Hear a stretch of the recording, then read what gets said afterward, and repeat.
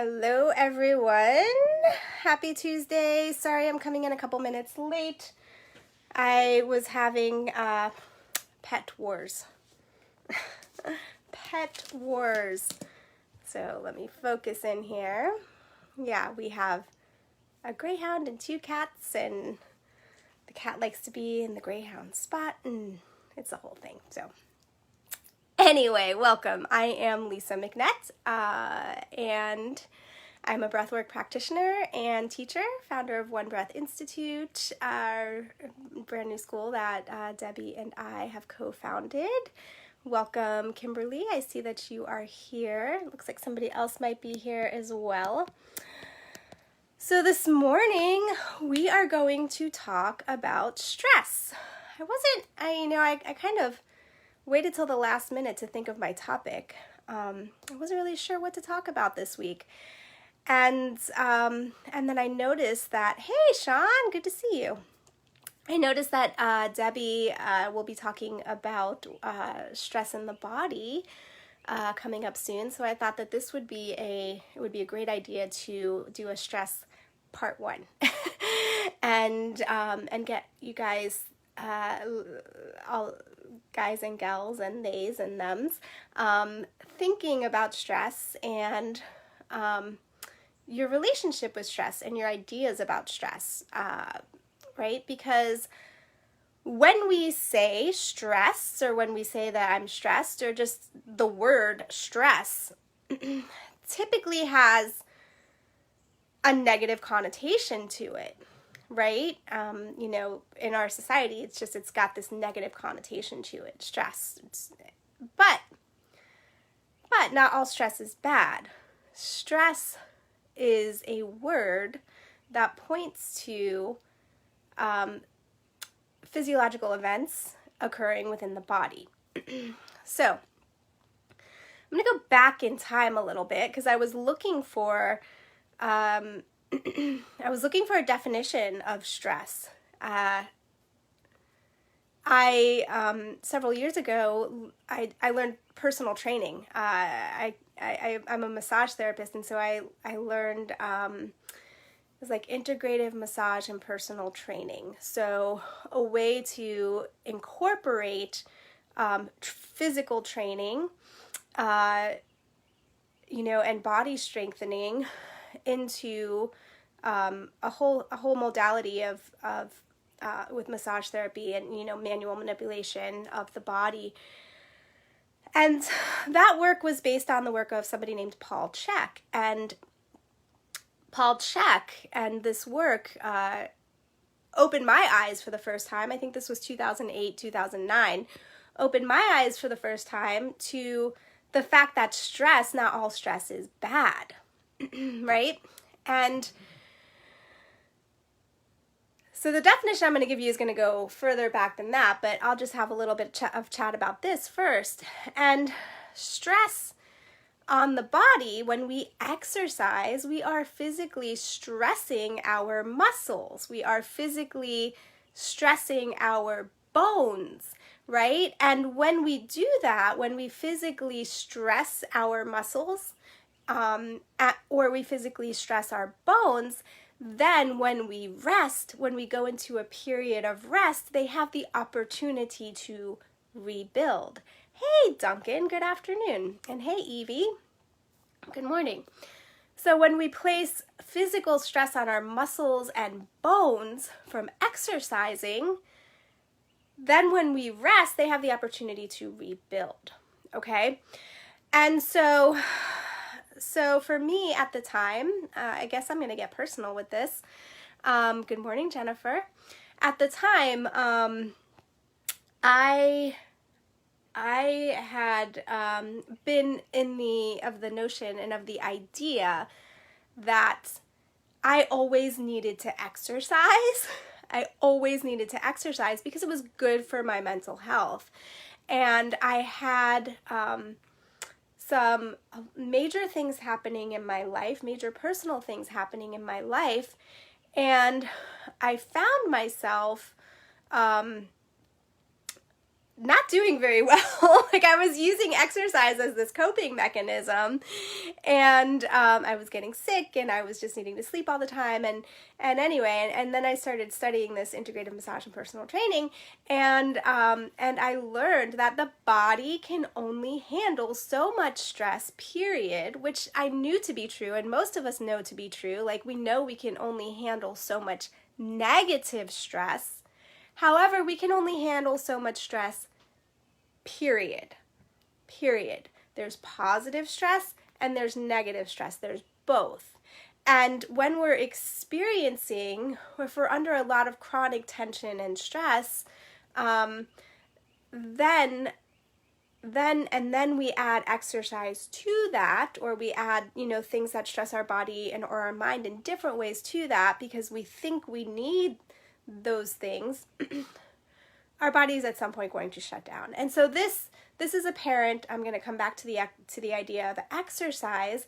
If somebody is heavy lifting all the time, or if somebody I was a long distance runner, like long distance running all the time,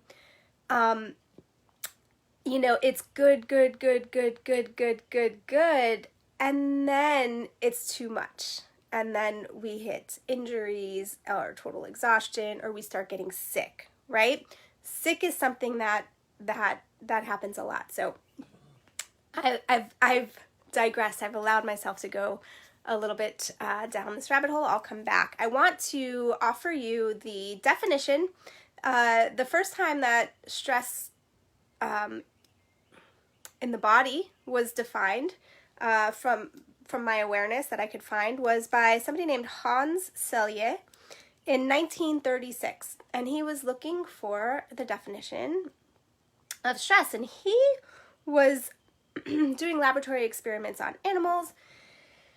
And he noted that the animals under stress would have the same response, but to different, he didn't use the word stressors, but to different things, right? So blaring lights, deafening noises, extremes of temperature, such as really hot temperature, really cold temperatures, perpetual frustration. So these in these experiments around 1936, animals experience perpetual frustration, loud noises, deafening noises, extremes of temperature, and blaring light.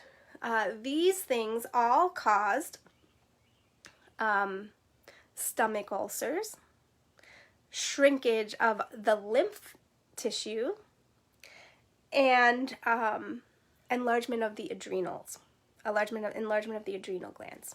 Okay, so stomach ulcers, shrinkage of lymph tissues, and enlargement of the adrenals. Let's say that one. So let's let that sink in a little bit. Okay, and then he noticed that consistent time under stress over longer periods of time, these animals started to experience heart attacks, strokes, rheumatoid arthritis, kidney disease, and other diseases. But those were the tops, okay? Heart attack, stroke, rheumatoid arthritis, kidney disease. Let's let that sink in a little bit. Because what's prevalent in our society today? Okay. So the definition that Hans Selye came up with in 1936 for stress is the non-specific response of the body to any demand for change. The non-specific response of the body to any demand for change. Any demand for change. The non-specific response of the body to any, have to read it, any demand for change. So that's the part I want you to hold on to. Any demand for change, right? So any demand on our body for change can put stress. All right, so later on, he went to a conference. I think it was like a few years later. He went to a conference and he introduced this definition of stress, and it was highly debated for many reasons. And one thing that he learned about, which he was not aware of, is that the word stress had been used in physics, which some of us might have been thinking already. Stress has been used in physics for a long period of time, way before Celia came up with this definition. And so in physics, the word stress is used to define elasticity. Elasticity, the capacity for something to stretch and then return to normal. For something to stretch and then to return to normal. Okay? So, it fits. It really fits along with stress. And there's more about this. You can look, the article that I was looking at is from the American Institute of Stress. American Institute of Stress. And without getting too far into how the debate went on and how stress changed to stressors. They started looking at, does the term stress make sense, or are there stressors that really cause different physiological things? We're not going to worry about that right now. What I find really interesting is, let's talk about that physics definition. Elasticity, right? Elasticity.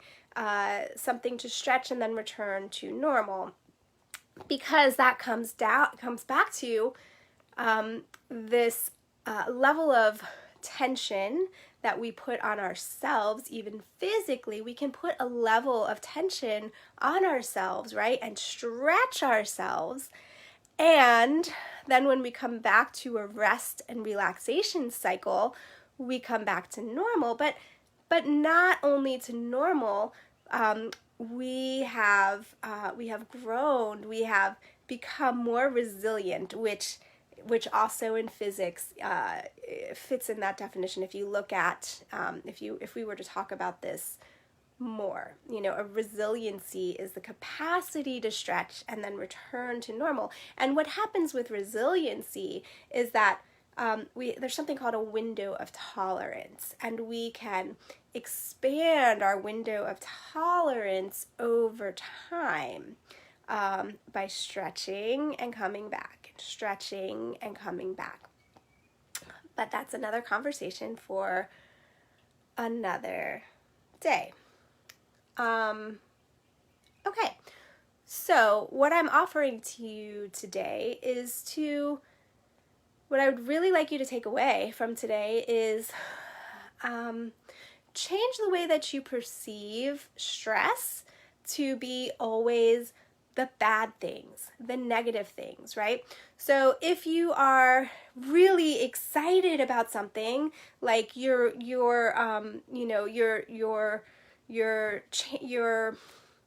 running for office, or you're going for a new job, and so there's like extra work or extra something that you need or want to do, and all of these like feelings that are like, whoo, like hormones releasing in your system, and you have the energy to do like so much more in a shorter period of time. That's stress. That's good stress, right? That's good stress, but it's still stress. And so with the idea that we can only handle so much stress and that we need to come back to a place of rest and relaxation in order to benefit from the stress that we place on our body, think about if we're always up, if we're always either down, or if we're always up, or if we're always traveling between the two, chasing a high because we're feeling a low, right? So this is really the importance of coming to balance, coming to a place of rest and relaxation, and allowing your body to recover. And so breath work, breath awareness, meditation, you know, these practices that I offer and that I work with, it's for a really good reason. It's because they help us stabilize and balance our nervous system, and the word homeostasis is coming. Homeostasis is coming back to like our equilibrium. And so it's different than our nervous system. We want the nervous system to balance. We want the whole body to come back to a place of balance. Okay? So, I think that I should just end there before I go down another rabbit hole. But questions, comments below, please, they are welcome. So post if any of this resonates for you, if you have any questions. And yeah, I hope you have a lovely rest of your day. One Breath Institute is coming. We are actually working on creating a new little mini course that is representative of both Debbie and I. And my course, Healing Foundations for Growth Seekers, is available. I actually have a new link to share for that if you're interested in that. And we have lots of exciting things coming up. So have a lovely rest of your day and find some peace. Lots of love.